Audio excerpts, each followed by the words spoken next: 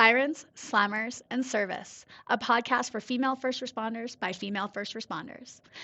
Hey guys, wanted to pop on here before we got into this next episode and let you know about a couple new rad ideas that we have for the podcast.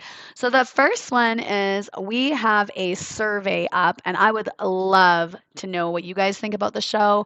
I'd love your feedback. I'd love your ideas for the next season. And I'd just love to know what you like and what you dislike about the podcast. And I'm going to sweeten the deal with a $50 gift card randomly drawn from everybody that completes the survey. The survey is going to be in the show notes of all of our shows. So no matter what time you start listening to the podcast at, you'll get a chance to win that gift certificate. The second thing that we're bringing in now is the ability for you guys to leave us a voicemail. You guys can actually call into the show, leave us a voicemail, let us know what you think about the show. If you have a funny story you'd like to share from your time as a first responder, I would love those and showcase those on the show as well. So make sure you guys check out that voicemail feature. It's going to be in the show notes, and check out the survey. And now let's get back to what we all came here for. And that's another badass female first responder. Welcome back, guys. Today, oh my God, you guys, we are wrapping up, and I promise you, the best for last. Today, I am joined by Angela Kemp, who is an inspector with the Combined Forces Special Enforcement Unit within the Alberta Law Enforcement Response Team. She's also an inspector with Edmonton Police Service, and she will have 22 years in July. And I am so excited that you joined me today, Angela. Thank you very much for joining. How are you today? I'm great. Well, thank you so much for inviting me to be here. This is great. It's awesome to finally meet you. Yes, yes. So we connected via LinkedIn, which I'm finding is a really great platform to meet like just incredible women when you're seeing the things that are coming through and the work that you guys are doing. And it's inspiring to see just women in these top leadership roles running such important units. And I think it's just, we bring such a great skill set, and it's really nice to see that the tide is kind of turning and we're seeing more females in these leadership roles. So fantastic. Congratulations to you for getting into the space and doing the work that you're doing. We appreciate it. I appreciate it, especially coming from my background. A lot of the people that I'm sure that you dealt with, we were dealing with as well in the jails. And so great to have this work being done. So tell me, so 22 years in July, pretty long career. I'm sure you have done some things and seen some things, but what was it that really got you kind of started into law enforcement? What drew you to this career? Well, let's see. I got hired very young. I got hired when I was turning 21. So all through probably high school, I became really interested in the whole policing aspect and being able to essentially help people or make a difference. And I know a lot of people are like, oh, that's so typical, or that might be a little corny. But for some, or I'd say even the majority of police officers, that's actually true. It's like you look at the world and you're like, hey, how can I help? How can I get into something that's probably a lot more exciting than you think it is? Or maybe seem like, how can you make a difference within your community? So I grew up as a army brat and moved around all over Alberta and the country growing up. So when we finally moved here, it was a long time ago in 1997. That was kind of my goal, as I already decided at that point in grade 12 is that's what I wanted to do. So because I was so young, I think I graduated 17, but turning 18, going into my first year of college. So I went into the Grant MacEwan program for police studies and did that for the 2-year diploma. And then was lucky to get hired. I did a year of university in between that too, and then got hired when I was 21, turning 22. So young for policing for sure. When I look back, sometimes it's like, should you have been so young going into such a serious career? But it worked out. I was gonna say, it's really funny that you say that, because I was having a podcast conversation with somebody else last week. And that's what I said it when I first got out of university, same thing. I applied to the RCMP when I was 21, and they deferred me. They said, you know what, you're just too young. Like you need more life experience, go out there, experience the world a little bit. And I remember thinking back then at 21, like, what are you talking about? Like, I am very mature and I have traveled already. Like I've already spent a year like in the UK, and I am very mature, and I have a world experience. Like, what are you talking about that I'm not mature? And then I look back now at 44 and I'm like, you were a baby that knew nothing. Yeah. Oh, that's so true. So we're the same age. I'm turning 44 this year too. Right. And So true. I look back and think to myself, like, I wish at that time they told me go back and finish your degree. Because what I spent the last 3 years doing, or even longer now. So I finished my degree in 2021 and now I'm doing my master's, where it's super great now because it's so relevant to what I'm doing, that every course I'm taking is still relevant to my day-to-day job because I'm taking my master's of public safety. But it would have been a lot easier to do it without working full time, without having a family, without having to do all the life stuff if I would have done it when I was younger. I think back to maybe it wouldn't be as relevant because you're not knowing how to apply Exactly. it because you're a student and being young, where Yeah. now it's actually every day there's something that I'm learning through my master's courses that I can apply right away in my work. But also looking back, sure would have been nice to get done in your early 20s. Yeah. But It's crazy, like, because you come out of university or you come out of school and you're like, yes, I know all the things. Like, I did this degree and I'm like, I'm educated. And then you start working in the career and you're like, I know nothing. I know nothing. My 4 years of school taught me nothing. Like, yeah, exactly. Yeah. I will say I agree with you though, because I thought about going back and doing my master's when I was like leaving corrections and kind of like jumping into business. And I was like, maybe I'll go back to school, like maybe. And then yeah, the reality of like going back to school while raising a family and trying to work, and I was like, no, that's a hard no for me. I don't have the time to do that, nor do I have like the ability to, I think, really focus like I would need to get through it the way I Yeah. want to do, or to like really enjoy it. Because I feel like at this stage of life too, like you're taking something because you want to learn about it, not because you had to, So right? true. Not it wasn't like a course you had to take in school. It's like I like actually chose this, and I really do want to be able to devote the time and energy and attention it takes to fully absorb what I'm learning, right? So yeah, but good on you. Good on you for trying to do a master's while working and doing all that, because that is crazy. There's a Well, whole think lot like that goes on. luckily now, because everything has that online option. Like if they said you have to go to all these lectures and drive to the university and do all, like there would be no way. Mhm. But the fact that it's one course a semester, you do your work, you can do most of it online. Like it's way more reasonable back than when we were trying to go to school in the early 2000s, right? Trying to Mhm. get everything done. Yeah. Yeah, so I got hired in 2002 and I was part of class 100 for EPS. So it was like the 100th recruit class. So that was exciting. Or they always kept on telling us it was super exciting. But when you're 21 and brand new, it's like, oh my God, let me just get through this. Yeah. So, yeah. So, and then yeah, graduated recruit training and went to downtown division patrol. So super interesting. If you guys know Edmonton, right? Downtown's always the great mix of policing where you have everything from like low socioeconomic issues and trauma and dealing with things on that aspect, all the way to the affluent who are having issues too, right? So it's a huge Mhm. mix of that downtown policing aspect. And you can see all the problems that downtown has had in the last few years.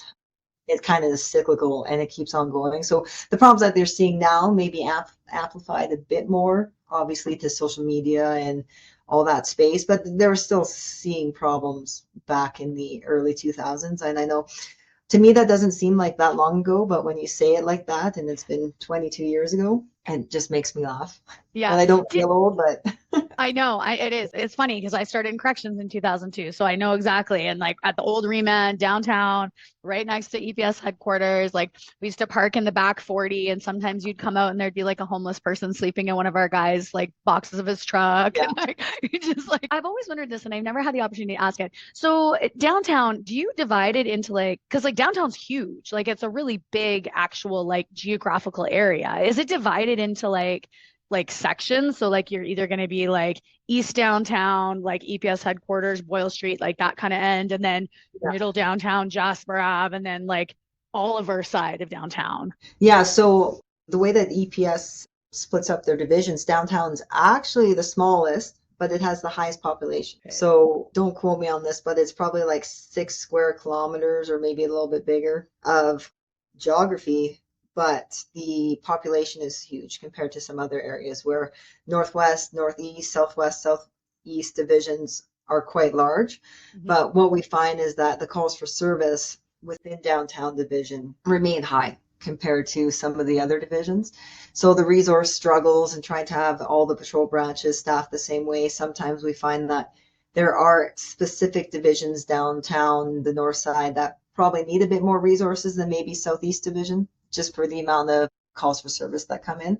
Mhm. But yeah, working downtown was a great eye-opening experience for me, that's for sure. Yeah, it's definitely one of those like feet in the fire. You just got out of training academy, go. Like start to Yeah. learn, hit the ground running. And yeah, and I've heard, speaking to a couple of the EPS recruiting officers and members of the EPS that are, it's like drinking from a fire hose. They all say like when you're in the academy, it's just you're just trying to absorb it and trying to take it all in and trying to remember it all. And then they're like, and then you think, okay, good, I got through that. Like bring Yeah. on the job, it's going to get easier. And then they say, and then you get out and you're like, oh my God, it's even more, right? So yeah, downtown would be crazy because like you said, just all of the different styles of calls that you'd be responding to. That's yeah. Oh, for sure. And then like even for within the organization, downtown always had a different reputation for being more tough, Mm-hmm. the squad's more intense work environment. And I Mm-hmm. would have to say that was probably true. So when I was in recruit training, my sergeant told me, oh, hey, Ange, I'm going to send you to squad A2 downtown because you're the only female within this group that could handle it. I was like, great. Thank you for that. So I ended up going to a squad that had quite the personality and some very intense individuals. And definitely you would learn the downtown policing and learning how to police, but then also thrust into a situation now with super interpersonal, very A-type personalities. Mm-hmm. I wouldn't go as far as saying it was like a negative environment, but still very intense. Mm-hmm. And having to manage that as a female in policing Mm-hmm. and working through all those different personalities and managing kind of the squad dynamics. Mm-hmm. And I was so young too, right? So And a rookie, yeah, which is the other hard part too, right? It's like you're new to the job, you're new to this whole lifestyle, you're new to, like shift work and everything else. And then, okay, so not only are you trying to learn the job, but you're also trying to learn the dynamics and the culture and like what can you say, what can't you say? At what stage are you allowed to be like, hey, that's offside. Like, don't treat me like that or don't talk to me like that because oh, I'm still a rookie and I'm a female. So I know exactly what you're talking about. I know exactly, and it's funny because I feel like we have a very parallel journey because I was a year into yeah, corrections and my supervisor, we were on A, B, or C shift.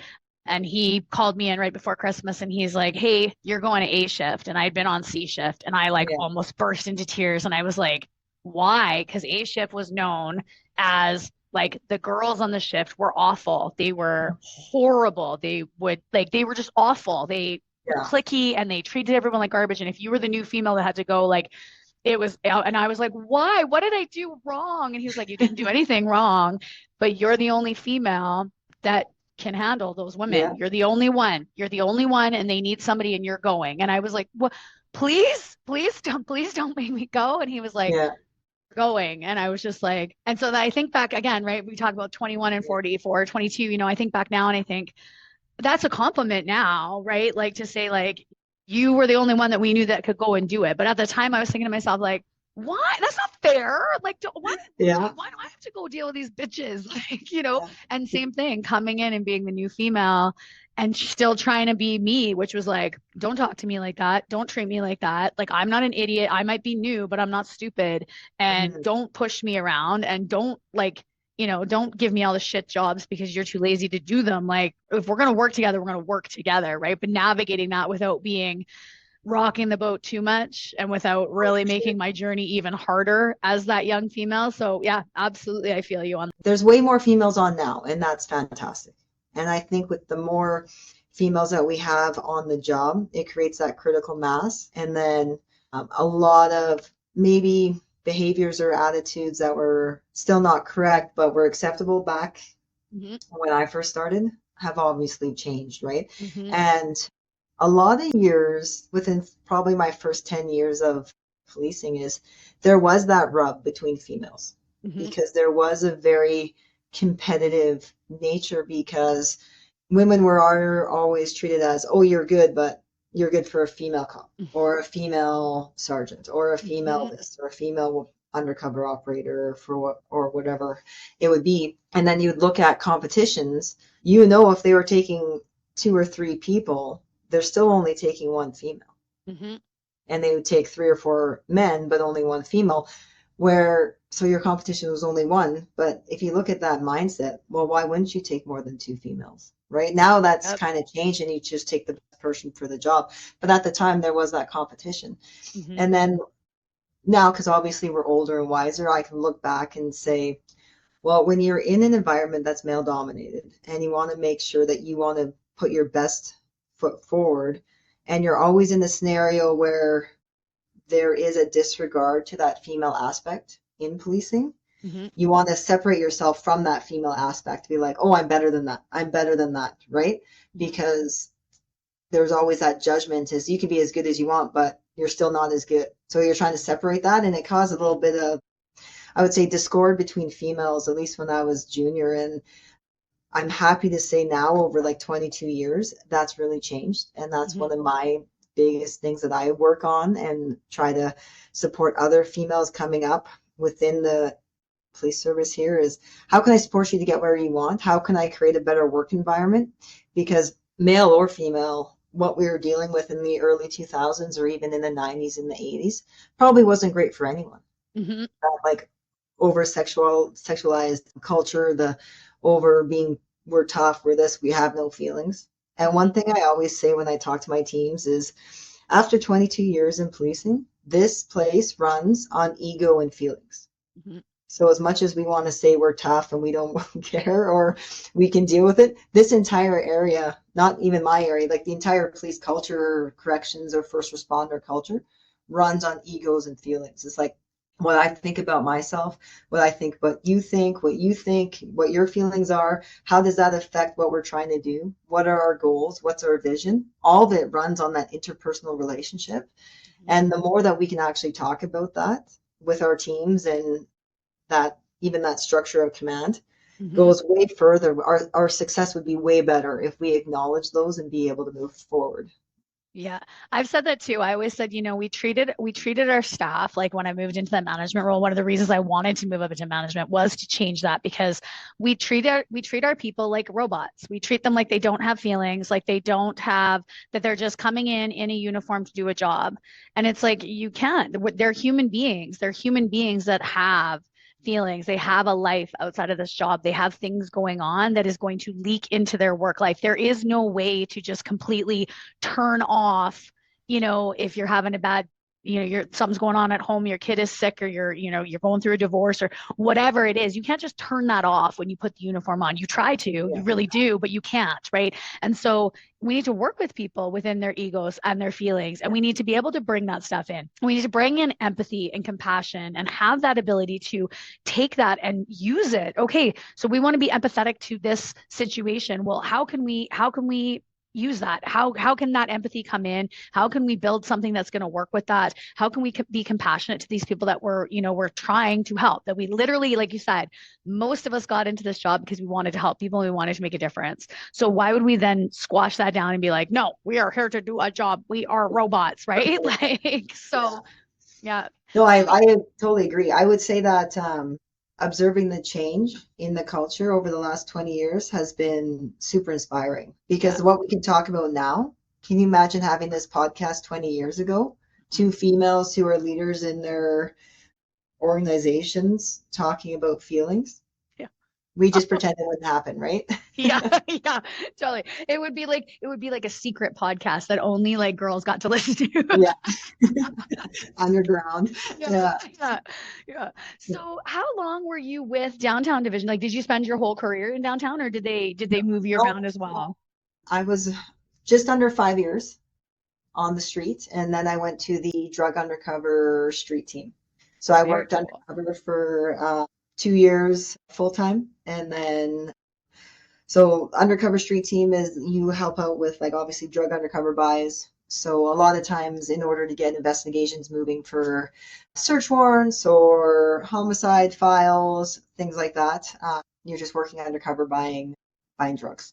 Back from 2006 to 2010 when I did most of my street level buys, the biggest drugs in Edmonton were crack cocaine, meth were kind of the highest Hmm. ones that were there. Sometimes you'd see a little bit of heroin back in the 2000s.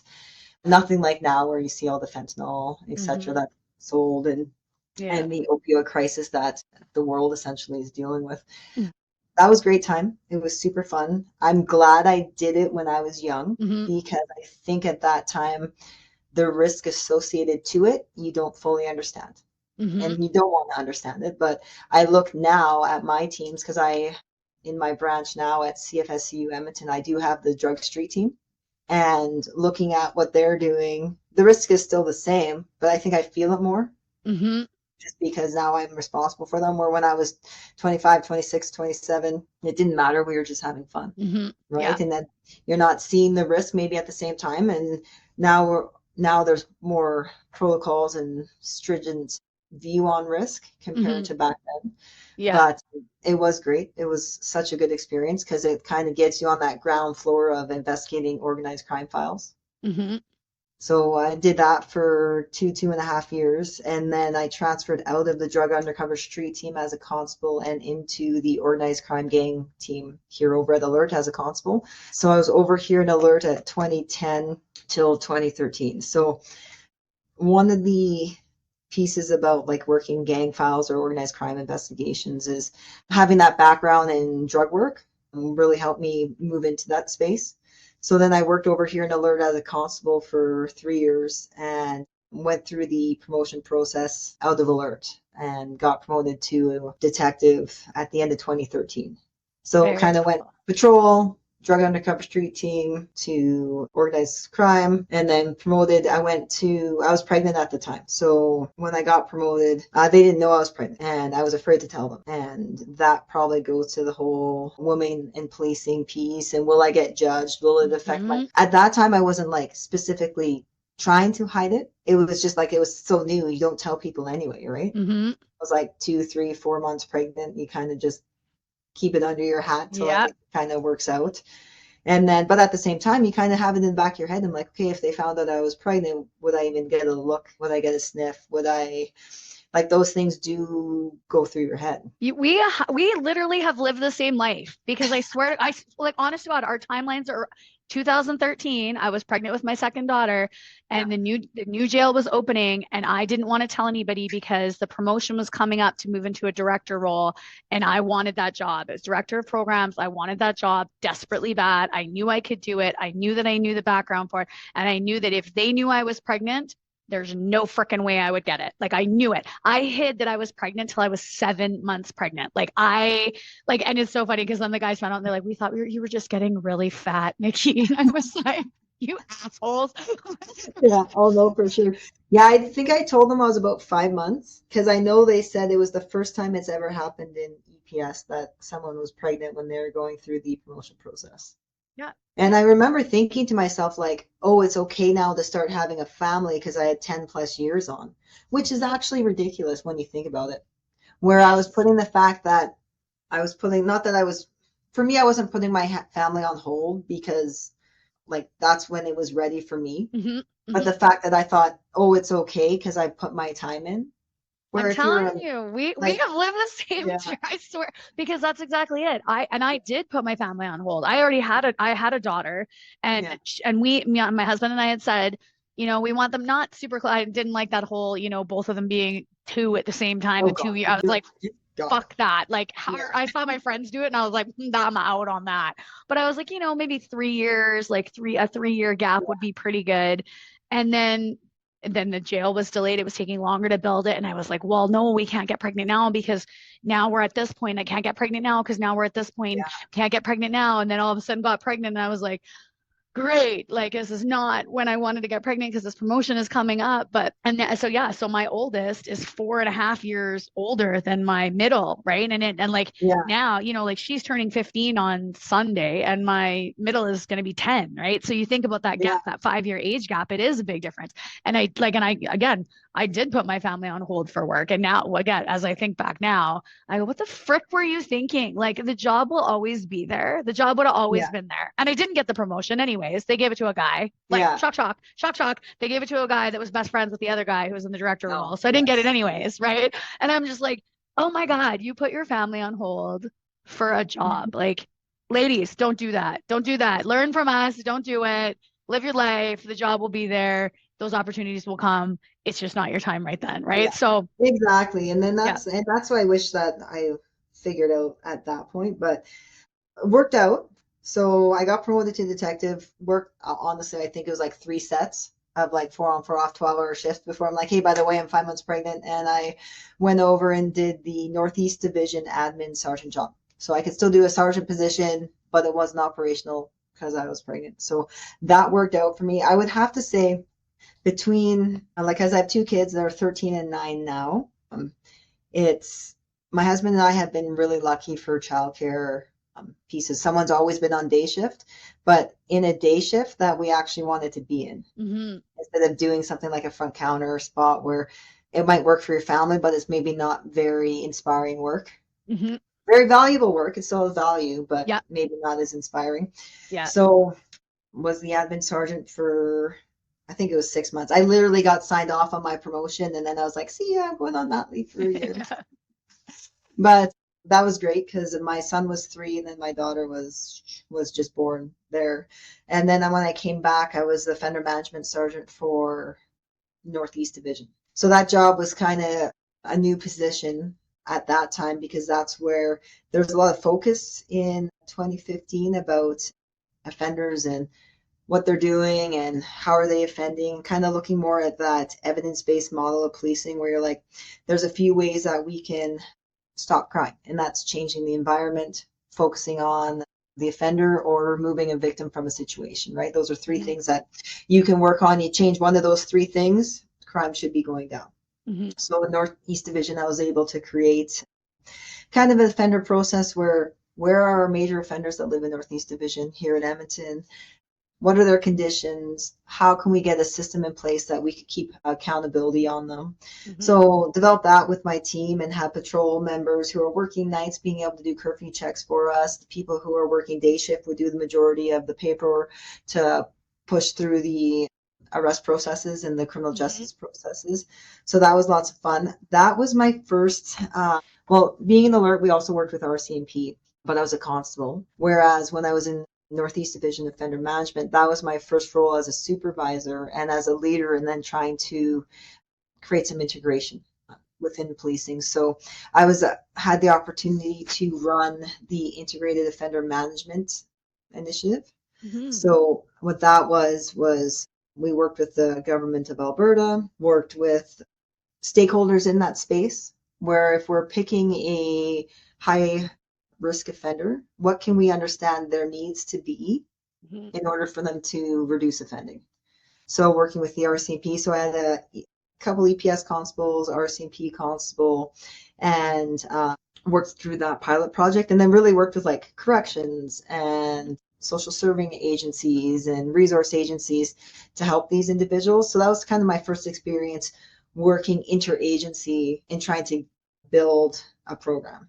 Mm-hmm. Well, I was happy to say, like, I ran that program for that defender management program and the IOMI program for almost a year and a bit. And then I was promoted out of Northeast Defender Management and into a watch commander spot in Northwest Division. So I kind of moved quickly through the ranks. Not easy, Mm-hmm. but quicker than some people would look at my career and be like, oh, it's easy. You've kind of just gone through the ranks, but at every spot there was lots of learnings and lots Yeah. of work that had to be done. I'd have to say over my entire career so far, the funnest job was watch commander. So watch commander, you're on the street, you have 2 patrol squads, you kind of run your division, and the patrol members they go do the calls, you run all the major events with your sergeants and your detectives. And what I like the most about that is all my experience through my drug work, organized crime investigations, offender management was to be able to teach the young ones coming in Mm-hmm. with their warrants and their search warrants and their criminal investigations. So like that was probably the funnest spot. I did that for 2 years. The shifts actually aren't great for working that 4 on 4 off. We worked 4:30 to 4:30. So I was really happy that my husband was working days at the time, and he was also investigator in gang unit. And my kids were young too, because I thought it was hard then because my kids were 3 and 6, Mm-hmm. and then they ended up being 5 and whatever, 5 and 8 when I left that job, but blessing in disguise when they were younger because they had less activities. Hmm. It'd be more difficult to do it now when Hmm. all they're running around doing activities, where it's much easier right now in my role. Yeah. But it was great. It was super fun to have that piece and then get rejuvenated when you see these young recruits come out and they're Hmm. happy and they want to be there and they want to save the world. Yeah, that part was pretty cool. I was just gonna say, and they want to learn. They want to learn. They want, so they're gonna soak in what you're saying, right? And they want to know why. And they're like, explain to me the whole like, and then what happens when it goes from here, and then Yeah. who else would see it, and then what else, like when this leaves me and it goes into the stratosphere of the network, where does it go? Who else sees it? Who needs it? What other little bits of information can I put in this report that will help somebody that may pull this, that's working on a special project like your offender management group, or a gang group, or whatever, right? So I was going to say, you must have seen a lot of the same players like throughout your different kind of like areas, because like drugs and then organized crime, a lot of the same players, right? And then integrated offender management, the same people. So you must And have it's funny really just now. like. So my spot now, we have targets that we were looking at in 2010. Mhm. They're just more high level now Yeah, because they've yeah. had 12, 13 years to grow in their chosen profession. Yeah. And it's kind of funny, like the same players are going back and forth. Um, yeah, and then so yeah, like I did that for 2 years. I actually did it 2 years to the day because they had the opportunity. I left in March of 2020 to crime suppression branch. So that was a new branch that we were building in EPS. So I went there as a staff sergeant. I was there for about 7 months, and then I got promoted to inspector, being in charge of the same branch. So prior to coming to Alert, where I am now, I spent 3 years essentially being responsible for downtown safety, encampments, transit. I had project teams in trap and online investigations. So that was a new branch. Wow. And I would have to say probably the most challenging place where I've worked in my entire career, because that was also dealing with the fallout of the George Floyd situation, Hmm. where there was a huge anti-police rhetoric globally, which Hmm. also affected Edmonton here. So Hmm. I was part of trying to find a mitigation strategy of trying to save, use the word save, maybe that's a little strong, Hmm. essentially help mitigate the crime that's happening downtown. Looking at the partners, looking at the landscape, myself and my team, we had the idea of like, if we could create a team that was integrated Hmm. with police, fire, EMS, City of Edmonton peace officers, would we be more successful working together Hmm. and creating more of that synergy than we were just as a police trying to get things done? Yeah. One thing I would say from my experience of like working interagency, because now I've done it a few times now, is that is where we're going to get our success, and Hmm. that's where we're going to create safer communities, is working together. Yeah. Like if you look at our funding model, our resource shortages, expertise, we essentially have to go out and look around and Hmm. get people to work together. So I created the Healthy Streets Operations Center community safety teams that are in existence now downtown. Good for So you. Oh my obviously God. I had a team too, but I did a lot of work trying to make that happen. That's My team and I amazing. and myself, our partners working with fire and EMS and the city, all deserve a great round of applause to make that happen. So having a paramedic work with us, being seconded and working with our teams day in and day out, I know for 2022, if I can remember my stats correctly, probably saved the lives of over 200 plus people just in the downtown core, having Hmm. that paramedic with us Hmm. day in and day out. We had fire on board, so they were able to work at the aspect of like problem properties and Hmm. working on like abandoned properties, and having that direct access Hmm. to fire and EMS was great. One of our huge partners was the City of Edmonton. So we had like peace officers, because essentially what you're looking for in crime management is making sure that you have the people working in the space. So the Mm-hmm. community, build relationships with the community, have them seeing police, peace officers, EMS working together. It changes the narrative, right? Mm-hmm. Because it's not always enforcement based, Yep. Yep. but it's also not always community. Well, sorry, let me rephrase. It's always community. But what we want to make sure is that there's a role for the police, there's a role for the community, there's a role for all these different first responders. But how can we be more efficient in the way that we dispatch them and respond to them and then solve their community problems?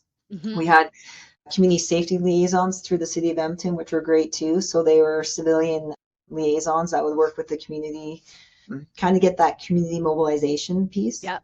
which is what I look now is like that's what we need. It's like the Mm-hmm. community themselves have to determine what they deem priorities. Yes. We as the police deem what we think are public safety priorities, Mm-hmm. and how do they interact together is so important. Yes. So, yeah, Yes. that's like probably one of the things I'm most proud of when I look back over the last 22 years is building those teams, because I think they had a huge impact, and then dealing with the impact encampment piece too. Did you notice, like, when you did get like those teams together, did you notice that we had been doubling work and like each kind of like siloed area had been doing, this work, but then this group was also doing this work because they didn't know that this group was doing this work. Like, because I feel like that is a huge part of any organization. Like I play rugby and I'm on their rugby board and this club is doing this and this club is doing this and we're both doing the same damn thing and we're seeing, 20 or 20 here and 20 here. Well, if we did it together, we could maybe get 60 in total for Yeah. both of us, right? So, yeah, Oh, so and it's not going to cost us as much because there's two groups now working together to do it, right? So, yeah, yeah. no, that's so true. Because even if you look at that integration piece, what I was saying before is the amount of it did take money. Obviously, we were funded from the city for Mhm. that program, but the impact was huge. You Yeah. create relationships between the agencies, pathways that weren't there before. Like the Mhm. police are always friendly with all EMS, all these people. It's always friendly. But these Yeah. were actually now we have relationships Yeah. being made. And it's hard work. Those teams, they still work hard. They worked so hard in that space. And it's the same type of problem over and over again that they're dealing with. So you Mhm. have the vulnerable, you have to get them into resources. Sometimes the vulnerable don't want the resources, Mhm. but we know if we want to save their lives, we have to get them into resources. So it's Mhm. creating relationships with them, creating relationships with decision makers, getting the right training in place. Mhm. And when we first were starting this process, we also were dealing with COVID too. Oh, So yeah. getting different organizations to get on board, stay on board, Mhm. like it's all based on that relationship piece. And then Yeah. ego and feelings. So relationships, egos, feelings, those all need to align in order to get what we need done to be successful. I know working with different agencies and cultures, it was a big switch for the teams too, right? Because we were Mhm. taking four different organizations with four different cultures and then asking them work together and then create their own culture. Mhm. And then throw in the sheriffs too, because we also had the Alberta sheriffs come and do a pilot project with us for a year. So I Mhm. was running that program too in 2023.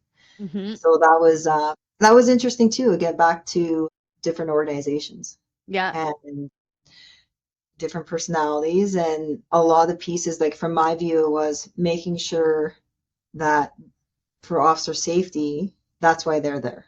They're there Mhm. to help the police officers. The police are there to help the sheriffs. Are there, and then those two agencies together helping the downtown core. Mhm.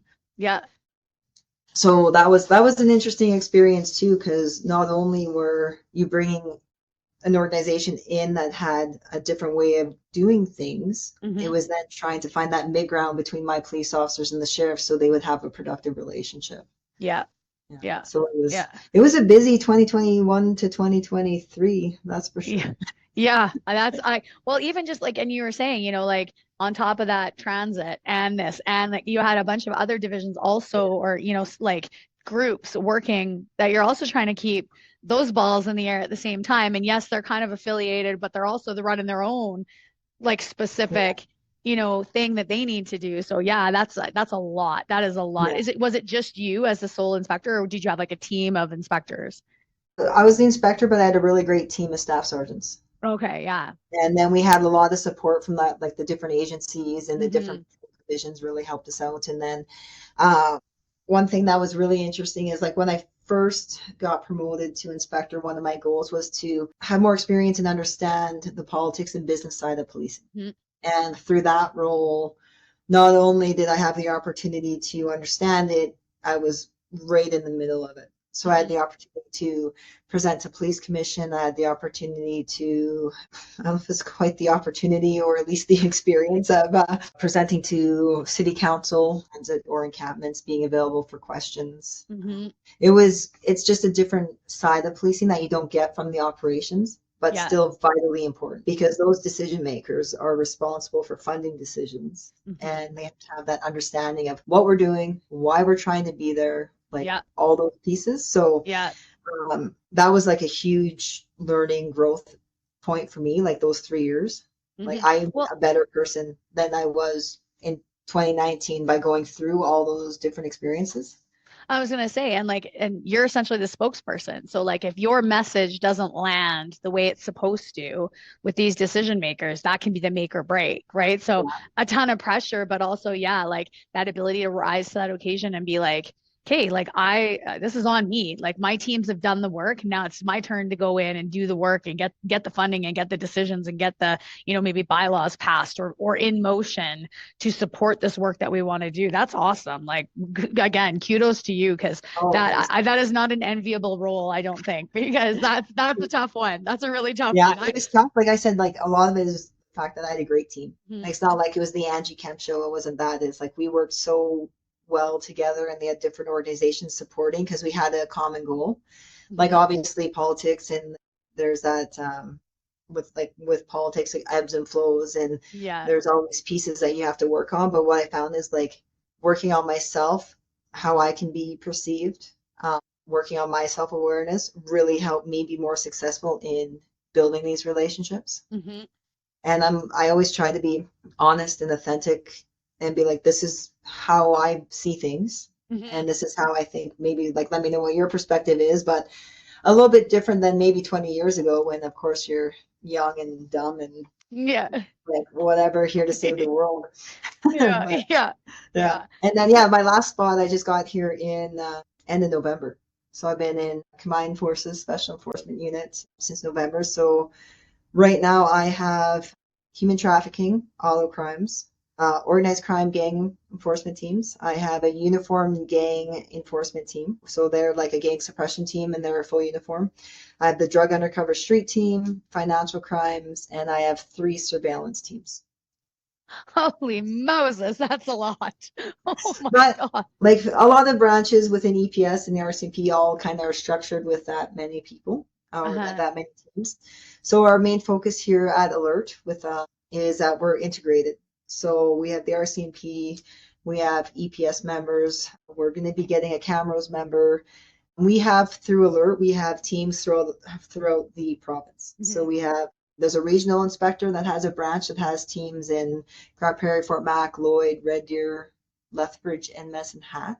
And Hmm. then Calgary has a CFSCU Calgary too, which is CPS, RCMP, and then some other agencies around the smaller agencies around Calgary Hmm. also go there. So what I like about the integration is the RCMP have access to things municipal services don't. Hmm. Municipal services sometimes have access or funding that the RCMP doesn't. Hmm. And you put it together and we are a really strong ability to essentially manage and disrupt the crime that's happening in Alberta. Alert is Alberta government funded. So the agencies, the police agencies contribute staffing and then it's funded through the government. So that's why we're able to have that integration piece here. Hmm. So some pretty awesome files going on. Like my integrated gang enforcement team, they are really focusing on some of the gang issues that are happening in our First Nation communities, going Hmm. to the small rural communities, getting in there and talking with stakeholders, identifying who are the individuals who are causing harm and Hmm. focusing on those. My organized crime teams are focused on some high level targets who are importing and bringing in like we would any type of drugs into Edmonton Hmm. for sale. So if you look at organized crime, it's everywhere. Hmm. And the impact affects every single Canadian and even internationally, Hmm. that the effect of it, because not only is it organized crime, people selling drugs. Hmm. You see it in financial crimes. You see Hmm. people who are laundering money. You see it at the casinos. You see it through the recyclers for, say, cap and Cattle. burn, Yeah. right? Yeah. So it's super interesting and it's really fun work. And I have some, like, in all my areas, like throughout my entire careers, I have worked with some high quality individuals. And the ones that we have in my old branch, the ones that I have here, like top shelf investigators. And like I said, we have some, I can't obviously talk about some of the ongoing investigations that we have, but there's some good stuff happening here. And I think once investigations are done and we're able to do media releases and such Hmm. for that, and then people get to see it. But there's some really, like, I think for the province of Alberta, they should be really proud of the individuals that are in this space and the That's people who awesome. work. Yeah. Because I was gonna say that is that's the hardest part I think for a lot of law enforcement is there's so much work that goes in before the media release big arrest. Look at all these guns we got, or look at all these drugs that we pulled off. Like that was like months and months and potentially years and years of Well, work and investigation and documentation and tracking and then things falling apart because this guy got pinched and tucked into jail. And so now you've got to restart. Okay, who's buying now? Who's like, it's so much work. And it gets one day on, maybe 2 days, and it's in the newspaper and it's on, yeah. global. And you're like, that was literally like 4 years of Yeah. work, Oh, right? huge. So Yeah, yeah. and like the requirements for a criminal justice system for files to go to prosecution, like it is super complex. Hmm. And the way that the justice system is trending, like it's going back and forth, and Hmm. it takes a ton of work. So, like I said, I'm super proud of our teams. Like they are doing, like, across the board, like RCMP, EPS members. Like I think it's one thing for the good work to be communicated, and hopefully we get more of that traction online because Hmm. a lot of times the bad stories will get more traction than the good stories. But Always. like, uh, yeah, it's great. I, like I said, I look at my career and I'm super proud of it. Yeah. So Obviously, do you find like the ebb is kind of swinging back in the direction of, like we are getting a handle on some of this organized crime, we are making a dent, or are we still fighting kind of that uphill slog of we're just trying to get to the same level of where they are? so that, so yes, there's a lot of work that's happening. When Hmm. you look at the grand scheme of organized crime, it's essentially in every market where a profit could be made. So then you have to determine your priorities of what you're going to look at. And that usually is based on community harm and then the intelligence that's available. Hmm. So when we look at our organized gang enforcement teams, they're really focused for the most part on that serious importation and trafficking. Hmm. Because if we stop it at that level, we can stop it from hitting the street. And then if you go back to my crime suppression teams, if we can stop those users from having so much access to controlled substances, Hmm. then give them the opportunity to work with the community safety teams on an Hmm. individual level to get those individuals to the resources, right? Like Hmm. it's all connected. Yeah. I think there's a lot more work that needs to be done. Hmm. Like I think we're honestly scratching the surface of some of the crime that's happening within our country and Yeah. Alberta, but the work's being done. Hmm. It's trying to find the right piece, the right investigation, and you have to remember, like, organized crime, it's like global, right? Hmm. So Yeah. it's all international. That's kind of one of the barriers that we have is trying to have those connections internationally and nationally, but it's happening. It's As I was working. gonna say, it runs a very parallel to like law enforcement in that it's how many resources they have, monetary, people, networking, right? And how many resources we have, monetary, people, networking, right? And inevitably, organized crime is gonna have more people, they're gonna have more money, they're gonna have bigger networks, right? And Than no than we rules. are. Yeah, Yeah, and no no rules, and no rules. Yeah. there's no politics, right? Yeah. Like if you look at the shift in organized crime, is it has really gone from that mafia type family connections to now it's complete network. Who can Hmm. do the job? Who's the best at it? And these people are connected via network and they can move around. Hmm. So who's good at a job? This guy, okay, he's going to get picked. Who's good at this? This person, right? So it's Yeah. really intertwined that way. So but like I said, a righteous topic, that's for sure. Yeah. And so this new work that you're doing, like, is there a new pilot project on the horizon for you? Is there different, again, you may not be able to talk about it if it's not, privy to the public, but do you have some new things in the works that you've got ideas on and things like that? Yeah, so we have a lot of good investigations that are ongoing and then going to be starting. All those, unfortunately, I can't speak to, Yeah, yeah, yeah. but um, our teams, like I said, we have like that mandate of serious and organized crime. These investigators that I have here, the teams that I have working here at Alert, are running on all cylinders. They've got some Awesome. really things on the go. And when we look at like, I always like my mindset is you always have to leave things better than when you got there, right? Hmm. So through working with like high growth needs individuals and like really switched on investigators is how can I do my job to get them what they need and the Hmm. support that they need to be successful? And that's kind of where I'm focused for now. Okay. Yeah. Yeah. I like that. I think again, it's like, and I mean, you're also just getting your feet wet. If you've only been in there since November, there's also like, let's learn all of these things and then lead it all, right? Yeah, oh for sure. Yeah, you can't walk into a place and be like, I know everything, get out of the way, right? You're on Yeah. like hallmark of a leader is sit back and see what's happening and then Yes. see how you can help, right? Yes, I love that. That is fantastic. I really like that actually. Okay, well, I am cognizant of our time and I know that you are a I know very you're busy not. lady. No, I love it. I literally, this is the thing with this podcast is like, I try and keep it to a reasonable amount of time for our listeners because I know that they like usually listen either on their way to work, on their way home from work, or if they're in a patrol car and they're out in the rural communities to listen while they're driving. But Yeah. I know I could also make these podcast episodes like 2 hours, 3 hours long. But yeah, so I want to wrap up with a couple rapid fire questions just because I do love these ones. They're super fun. And I'm gonna get you to go back to your time as an undercover agent, 2006 2010, because I think that this is great. I would definitely love to pick your brain more about that time too. But so you're working undercover, you're buying drugs for a living, you're in with all of the players. What back then was your favorite food or snack as you're trying to blend in with the drug Oh, world? geez. The buffalo chicken sandwich from 1905. We would go there Oh, all the time. Haven't been there in years, but that was the go-to. nice. Buffalo chicken sandwich. Okay, I like it. Because of the spiciness or just it was Right? just Yeah, a yeah, it yeah, was great. that's fantastic. Okay. All right, let's go back to your watch commander time. What was like one of the best calls that you got to run or where you really felt like your team was just kind of operating at top kind of pace and top speed and top abilities? Hmm. We had a level one, so that's where essentially something bad's happening at an address.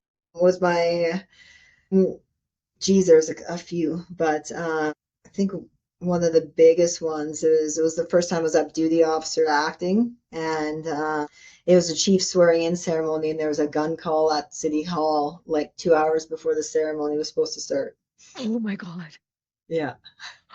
So it was only, a little stressful, but had a great team working on that one. All the teams worked together. Obviously, it was a big deal because the chief swearing in ceremony was supposed to happen, and everyone was more than happy to assist and help out and clear City Hall so we could have that ceremony for sure. But super stressful. Oh my I think it was like gosh. my fourth or fifth time up duty officer when that happened. So it was somewhat stressful that day, but it worked out and cleared the building and they went on their ceremony. Yeah. Oh my God. Can you imagine that? You're like, okay, of course, of all days, Yeah. it's me and he's getting sworn in. Let's not get the chief shot on his swearing Yeah. ceremony. Yep, essentially, it's like we will clear this building top to bottom to make sure everything works out. Yeah. Holy, that's crazy. That is a crazy, crazy. Yeah, I can't even imagine the level of stress that would come with that. Okay. What was one of the funniest things that's happened to you, like kind of moving through your career? Oh, geez, funniest. Oh, I remember when I was like super brand new, and it was like super funny, quasi insulting, but super funny. So myself and this other member, and we were both super young. She was female, I was female, and we're going to this call. And I'm 5'5", so I'm not like super big, but she was little. She was like 5 foot nothing. And we go to this call, and this woman's like, "Oh, looks like you guys are dressed up in your dad's uniforms." I was like, ah. Like you can't even get mad because it's funny, right? Because we were Yeah, like both in our early 20s, like yeah, bright-eyed and bushy-tailed, and yeah, yeah, yeah, it is what it is. I like it's just funny, right? Like you look back and you can't help but laugh yeah, because I didn't look 18 when I was 23, yeah, let alone when I was 18, right? So I yeah. get it. It's just part of growing up. I know it is funny because I see a lot of like the kids coming through to run their fitness tests, right, to get in. And like sometimes I'll be like, I'm sorry, are you here to watch your dad run his test? Like, who are you? And they're like, no, I'm here to run. And I'm like, you're 12. How old are Yeah, you? Where is your ID? And then they show me their ID and it's like, yeah, they're like 18, 19. And I'm like, and then of course, the old me is like, no, I don't even want to let you run this test because you need to go and live. You need to go and do your life experience. You're 18. You got plenty yeah. of time for this. You got We'll plenty of take time. you happier for sure. Go Yeah. travel, go live, go. And they're like, I need a paycheck. And I'm like, okay, I also understand that though. I do also get Yeah. that being young and needing a paycheck. Okay, I see where you're coming from, but Yeah. like, still think you should go live a little. So true. Yeah. Okay, and final question for you. If you had somebody that, comes to you and says, you know what, Angie, you're an inspiring person. I want to be just like you when I grow up. What is the piece of advice that you're giving to that person? Ooh, that's a good question. I would say take the time to get to know yourself and what you need from this profession and what you want to give this profession. So, a lot of times, because it's a male dominated profession, still is like really get to know yourself and have that self awareness of how you're perceived, what biases we're up against, how do we manage the biases that we're working, where do I need to change as an individual, and where does the system need to change, but really work on like that self-awareness piece and how you're perceived. It Mhm, took me a long time to figure that out mhm, and be able to grow as an individual and look at my skill sets and look at my strengths and then understand the weaknesses too, but mhm, really like want to be in this role or in this profession is it's a big ask, right? mhm. For an individual and make sure that they're ready for it as well, right? Because I think we both, because we have like kind of that mirrored career, is that we could have been just successful being 28 and 29 entering this career. It probably might have been a little bit easier having that maturity piece, right? Mhm. Compared to being so young. Yep. But Yeah. at the end Yeah. of the day, it worked out. And I find like just having spoken with you this last kind of, hour or so is you do have a very good sense of who you are and you do have that self-reflection. Like I pick that vibe up from you. And I think again, it does come with that maturity. I feel the other side of that. I became a lot more self-aware on like my personal, like again, biases and my personal, like how I dealt with certain situations once I wasn't in the job anymore, which is, it's too late then, but Yeah. I know like how hard it is when you're in the situation, you're dealing with, you're on shift and you're dealing with the situation and you know that you're not dealing with it the best way, or you know that you've brought something, or your tone as you're talking in the meeting is not what you want it to be, but you're in it and there's no way to really kind of adjust it at that point in time. Whereas once I took a step away, and it took me a good like 4 months to kind of like decompress and heal and leave like all the crap that I'd left behind Yeah. to really be able to go, yeah, you know what? It wasn't just always them being dicks to me. I was a bit of a bitch a lot of the time too, right? Because I would Oh, get I mad. agree. Right, I would get mad and I'd be like, why don't you understand what I'm saying? Like, and I'm a big energy person. And so I would come in with big energy and be met with like, you're too emotional, you're too worked up, you're too, right? Which would then just like Oh, it would for sure. just send me into the next stratosphere because I'm just like, but there's a reason I'm like this. There's a reason I'm so passionate about this right now. There's a reason I'm so worked up. And like, why aren't you understanding why Yeah. I'm bringing this to you? Why don't you understand why this is so important? And like taking a step back now and being like, oh no, I needed to like switch gears and Yeah. come in. Recognize your red flags, Yes. which is now way easier now because I've had 22 years of experience. Mm-hmm. But you have to go through the problems and do the wrong thing before you can do the right thing. Yes. Like my Yeah. biggest thing now is I have to like I literally even if you're in a meeting, I'll actually even like lean back and then take a breath and like pause. The pause is important. I still Mm-hmm. have to work on the pause because sometimes I want to be like, come on, let's go. Mm-hmm. But recognizing that, and I find that the easiest way to recognize it is you have to start thinking about Mm-hmm. in those situations, and then when you're not in the situations, obviously looking back like, oh, I could have handled that better. Mhm, But mhm. like that's where my growth for me is like I've been really working on the last probably 5 years is Mm, that piece yeah, because it's so important, right? yeah. Yeah. My other side of things that I learned once I left too was not everybody thinks like I do. Not everybody processes things the same way I do. So when I would get frustrated that they didn't understand it from my side, or like not even my side, but like, like I would come in with points and valid, like, like there's this report, this report, and this report that are like supporting what I'm saying, supporting that we need to change, or we need to move this inmate, or we need to move this staff. Like we're having issues with the staff member, we need to do this. And that not everybody thinks big picture like I do. Some people think very small. Some people need to see it all in writing. They need to see the reports, not just me tell them there's 3 reports of the same incident with the same inmate. They need to see Yeah. it. They need to have those. And like, so for me, it was like, know who I'm going in to talk to and know what their style is, because if I know their style, I can come in with a much better strategy that will probably make what I'm trying to get more successful. Yeah. So Oh, we'll get that inmate moved, or we'll get that staff member, the support they need, whatever it is. But knowing who I was going in to talk to, and that is harder when you're walking into a boardroom of 20 people, of trying to read that room and know all of everybody's, but at least if you can come in with a little bit of like a little bit of this style for this person, a little bit of this style for this person, or this personality type or this learning type, then you can kind of hopefully hit everybody in the room, and at least somebody will take away something from what you've brought and that you're asking for. So have yeah, you ever heard of the 5 core concerns in negotiation? no. So it's a video. You can just Google it. I really should remember the guy who does the video, but I forget his name. But it literally goes over like the 5 core concerns, which are like appreciation, affiliation, autonomy, status, and role. Those 5 things is what everybody wants. And it goes over them like it's like a quick 5 minute, 6 minute video. And Okay. every scenario and situation, conversation that I've been in, those 5 things apply to those individuals. It could be something as silly as like autonomy. This person doesn't like being told what to do or having Mhm. a boss, whatever. Okay, I get that. So now how am I going to craft my response to it? Or affiliation. Are they part of your group? Are they away from your group? Do they want to be part of a group? Mhm. Do they need like just things to think about? Like it's the best 5 minutes you'll spend in your life. I'll be looking it right up after we get off this call, because that's amazing. I love, and like I said, I'm a big one on those personality. Like even as a kid, like 12 teen magazine, take what's your personality type? Take the quiz. Okay, I'll take Yeah, 8,000 of those quizzes. exactly.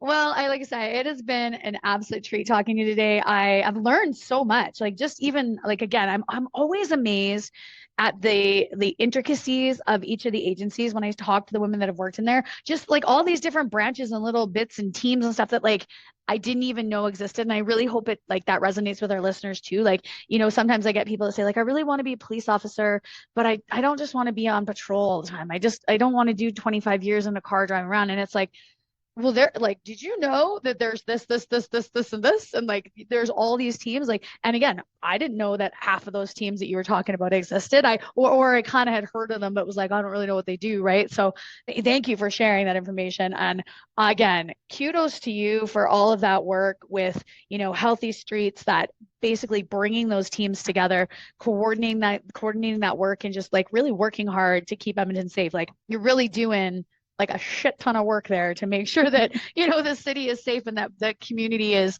what is better, like you said, and is better than it was when you started. So awesome for you. Any last words for our listeners before we sign off? No, well, thank you for the opportunity. It's great to meet you and kind of talk about, well, my career. And it's so funny that we've kind of mirrored each other just in different agencies. So, no, it's Yeah. great. I said it. If people want to reach out, I'm on Twitter and on Instagram and LinkedIn. And if they have any questions about policing or want anything, like I'm more than happy to help anybody if they want to get into this role and get into this line of work. So, like I said, thank you so much for having me. It's been great. Awesome. I love it. Love that.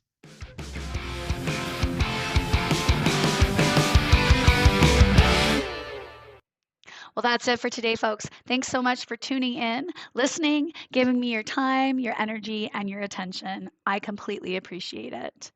Make sure you check out our next episode with another badass female first responder anywhere you get your favorite podcasts. And follow us on Instagram and Facebook at bluelinefitnesstesting.com.